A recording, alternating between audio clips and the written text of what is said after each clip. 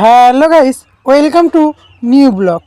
চলো, আমি জয়ন্ত আপনার সামনে নতুন ধরনের একটা ব্লগ নিয়ে চলে এসেছি। চলো, আজকের তো আমি কলকাতাতে ব্লগটা শুরু করলাম। তো ঘুম ঘুম চোখে ব্লগটা সকালবেলা ভোর ভোর শুরু করে চলো যাবো একটা অফিসে। তো রেডি হয়ে গেছি, খাইয়ে নেবো রুটি তরকারি।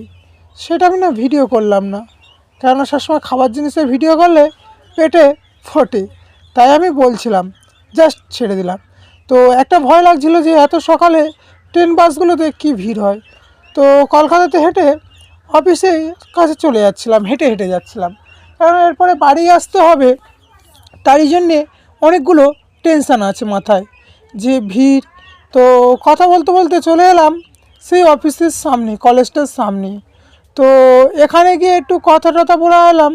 কথা বলে এসে কাজের জন্য গিয়েছিলাম, যেহেতু একটা কাজ ওখানে দরকার ছিল, দরকারটা মিটে নিয়ে তো চলে এলাম। ওখান থেকে অটোতে উঠেছিলাম, নিয়েছিল স্টেশন ছেড়ে দিয়েছিল, 10 টাকা নিয়েছিল, সেটা ভিডিও করিনি। ট্রেনে এসে সবার সঙ্গে ঠেলা এবং গুঁতো খেতে খেতে পৌঁছে গেলাম মদ্রাপুরে।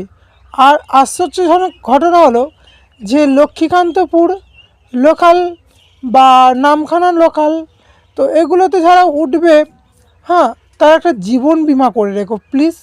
কেননা এই ট্রেনে যখন তখন তোমার জীবন যেতে পারে। কেন? ভিড়ের গুঁতোয়। তুমি দেখো সব মানুষটা এত পরিমাণ ভিড়, এখানে নিচে যতটা বসে আছে এবং দাঁড়িয়ে আছে, তো কী আর বলবো, ধারণার বাইরে।